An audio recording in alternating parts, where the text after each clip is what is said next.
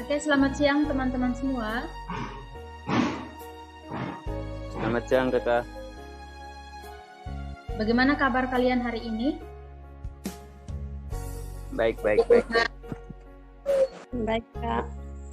Baik, jadi sebelum kita melakukan diskusi pada hari ini, kita akan memulainya dengan doa, dan doa ini akan dipimpin langsung oleh saya. Mari kita berdoa. Tuhan Yesus, kami mengucap syukur dan berterima kasih. Tuhan Yesus telah menyertai melindungi kami. Dari pagi hingga siang ini Tuhan boleh mempertemukan kami di dalam ruangan meet ini untuk melakukan diskusi. Tuhan Yesus boleh menyertai dan melindungi kami Tuhan agar diskusi hari ini boleh berjalan sesuai dengan kehendak. Terima kasih ya Tuhan, haleluya, amin.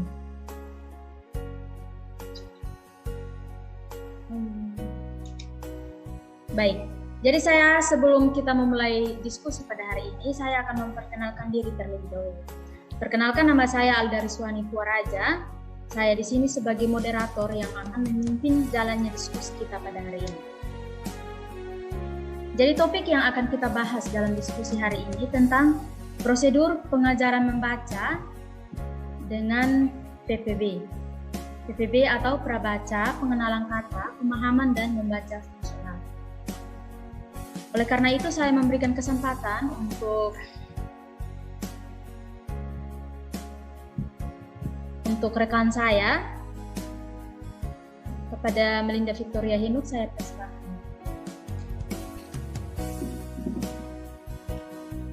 Baik, terima kasih atas waktu dan kesempatan yang diberikan kepada saya.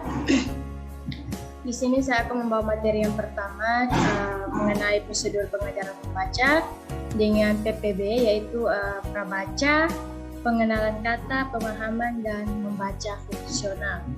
Ada dalam kegiatan prabaca di sini terdapat beberapa langkah.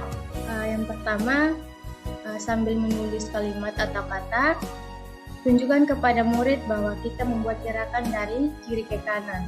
Demikian juga kita membaca kalimat buat murid kita sendiri. Di samping itu kita menunjukkan telunjuk kita di bawah kata-kata dari kiri ke kanan, dan janganlah berhenti pada setiap kata yang kita baca. Nah, contoh yang dari langkah yang pertama ini sangat mudah untuk diterapkan kepada anak-anak, di mana kita menjelaskan kepada anak-anak atau menulis anak-anak menulis kalimat, di mana kita menunjukkan kata-kata dari kiri ke kanan. Contoh salah satunya saya memberikan contoh seperti ini, teman-teman.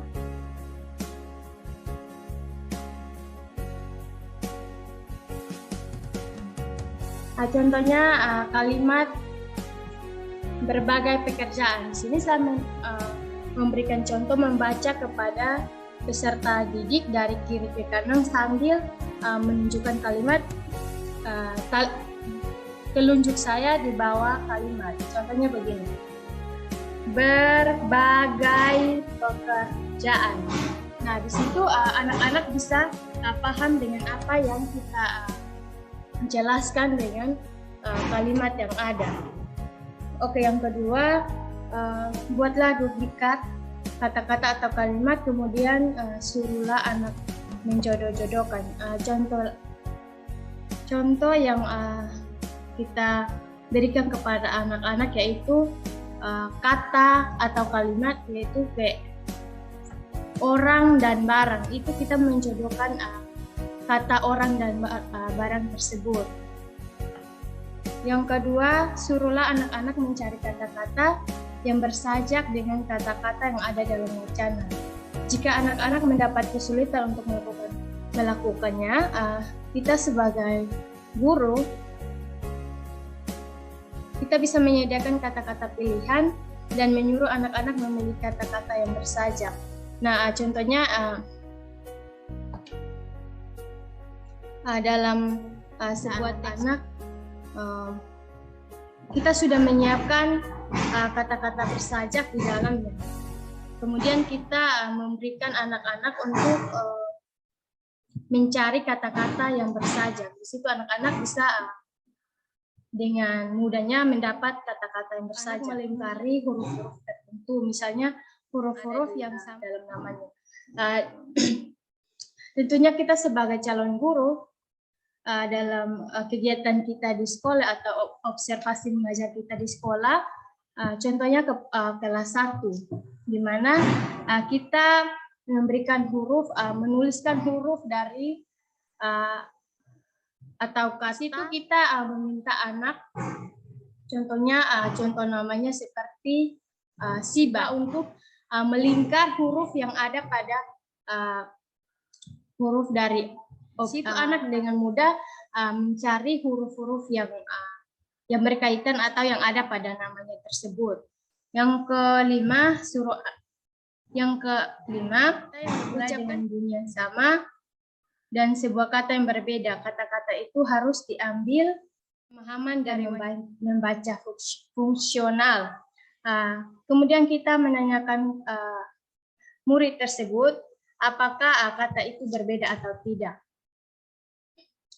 Contoh yang bisa saya ambil, homograf, homonim, dan homofon, yaitu mempunyai bunyi yang sama namun arti yang berbeda, yaitu homograf yaitu tulisan yang sama, homonim yaitu arti yang sama, dan homofon yaitu bunyi yang sama. Selanjutnya akan dilanjutkan oleh teman saya, Welmi Pagi. Baik, terima kasih untuk waktu dan kesempatan yang diberikan kepada saya. Selanjutnya saya akan mempresentasikan yang bagian ke-6, yaitu sebagai seorang guru kita menyuruh anak untuk mendengarkan bunyi tertentu yang kita membaca. Nah, anak harus bertepuk tangan waktu mendengarkan bunyi yang ditentukan itu. Nah, jadi kalau seperti kita sebagai seorang guru di sini, artinya sebelum anak disuruh untuk membaca, kita membaca atau mencontohkan lebih dahulu, lalu kita berikan waktu supaya ia mendengar apa yang kita baca, lalu diberikan apresiasi atau memberi tepuk tangan. Bagian yang ketujuh yaitu biasanya anak lebih cepat mengenal kata-kata yang mempunyai ejaan yang khas. Nah, kata yang bernyanyi lebih cepat mereka hafal daripada kata duduk. Nah, biasanya kita harus beri mereka pujian jika mereka melakukan hal seperti itu supaya mereka merasa bahwa mereka sedang membaca. Nah, dari hal tersebut adalah kita bisa mengenalkan kata-kata dengan ejaan seperti kalau kata kamu makan nasi, kita mengeja dengan kamu makan nasi, atau secara perlahan supaya anak merasa tidak terburu-buru atau lebih cepat untuk memahami kata yang dieja tersebut. Dan jika sudah dieja, maka kita harus beri pujian atau apresiasi kepada mereka supaya mereka merasa bahwa mereka sedang membaca atau bisa belajar untuk membaca. Yang ke-8 yaitu kita sebagai seorang guru juga dapat memperkaya kosakata anak dengan mengganti kata-kata tertentu dalam wacana. Katakanlah pada anak bahwa kita tahu kata lain yang sama artinya dengan kata yang digantikan itu. Jadi misalnya seperti kata-kata yang bunyinya beda, tapi artinya sama, seperti memakan nasi atau memakan nasi atau menyuap makanan. Nah, bunyinya berbeda, menyuap makanan, bunyinya berbeda dengan memakan nasi, tapi artinya ada dalam satu konteks yaitu menyantap atau memakan. Yang ke-9 adalah kita menyuruh anak untuk mencari kata-kata yang mempunyai persamaan. Nah, anak mungkin akan menuju pada kata satu dan batu. Bunyinya sama tapi artinya berbeda. Atau kata kasih dengan nasi. Bunyinya juga hampir sama tapi artinya berbeda. Nah, kemudian kita tanyakan kepada anak persamaan dan apa perbedaan dari kata yang ia sebutkan. Selanjutnya, yang ke-10 yaitu kita bacalah cerita dari buku yang menarik minat anak, supaya hal ini akan membantu mereka menyadari bahwa buku-buku itu memuat hal-hal yang menarik dan mempesona. Nah, selain kita memberi pelajaran tentang konteks yang nyata juga, tapi dari buku juga, supaya anak-anak belajar untuk sebelum membaca, artinya belajar untuk mendengar juga. Yang ke-11 yaitu jika anak ternyata berada pada peringkat ketiga dalam kesiapannya untuk membaca buku, mereka mungkin berkeinginan untuk mempelajari kata-kata tersebut. Nah, memang sukar untuk membedakan prabaca dengan pengenalan kata.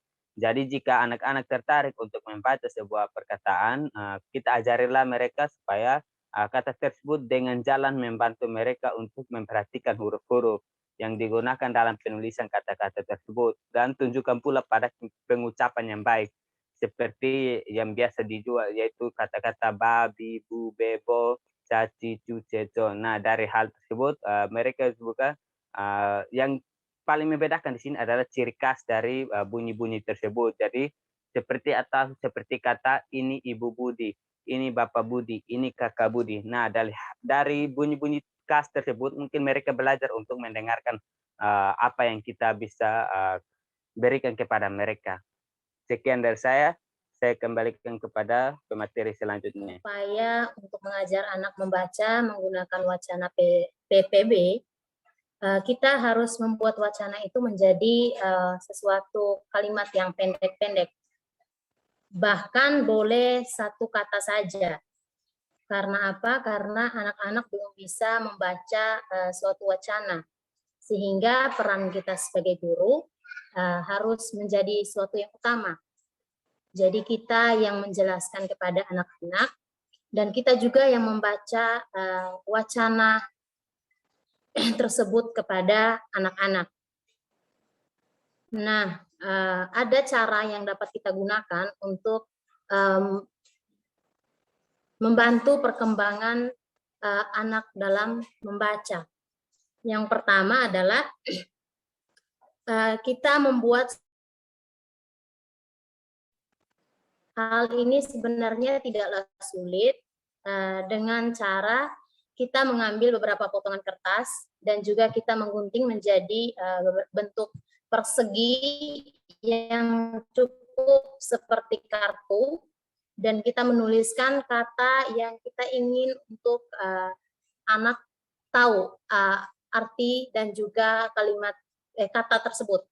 Kemudian yang kedua, pada waktu pembelajaran kosakata, mungkin kita berkeinginan agar anak menelusuri kata yang diucapkan.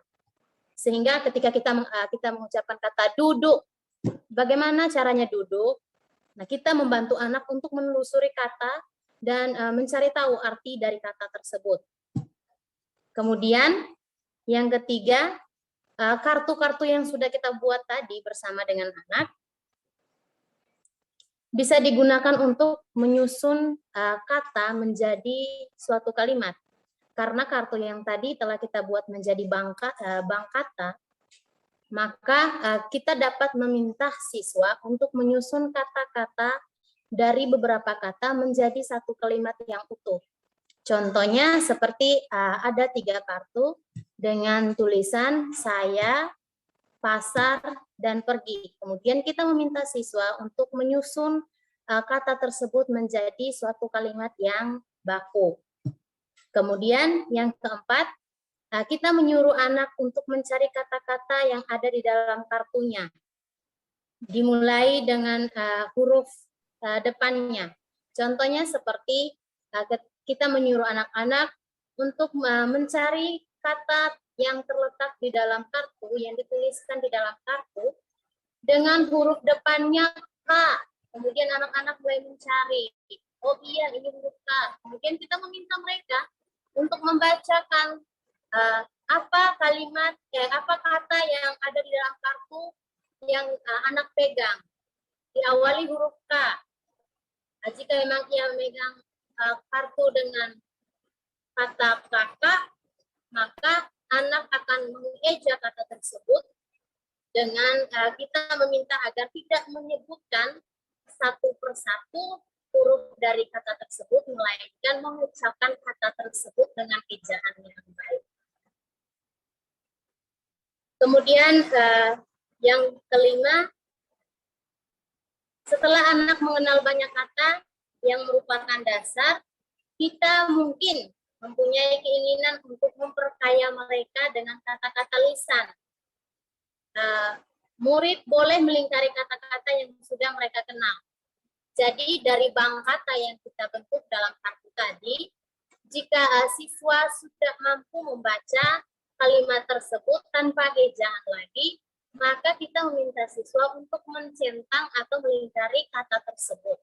Sehingga tidak perlu mereka untuk mengulang kata itu, namun mereka dapat mempelajari kata-kata yang baru untuk menambah pengetahuan dan juga pengembangan.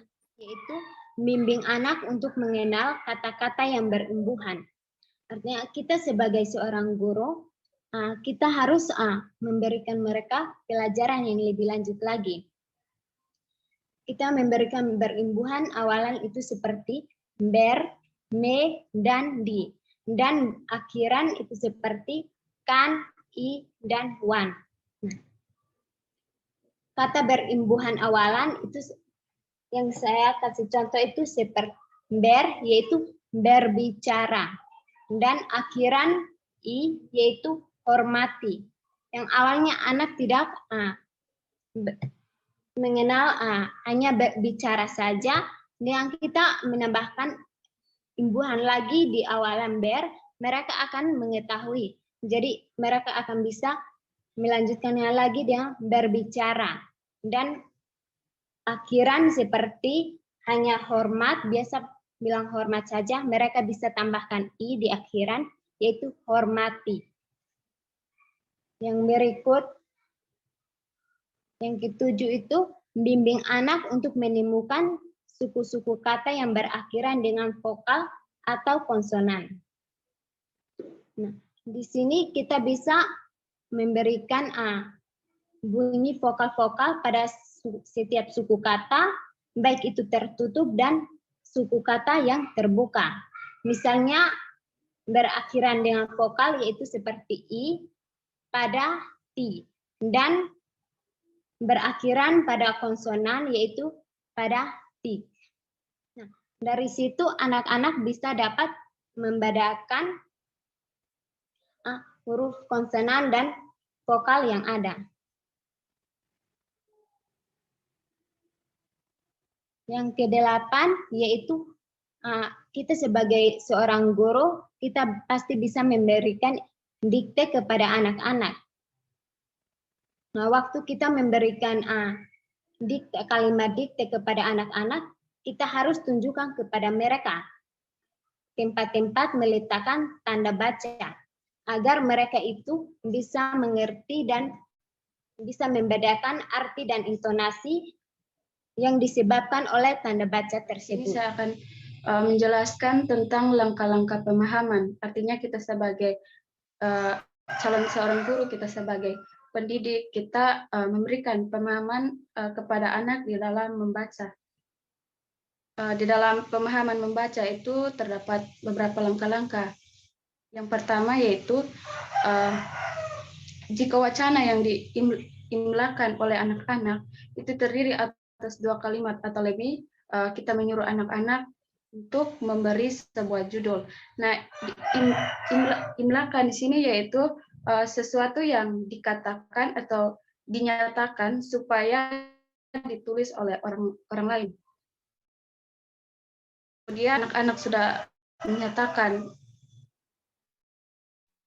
kemudian kita meminta mereka untuk membuat judul dari pengalaman tersebut agar dapat berlatih untuk menentukan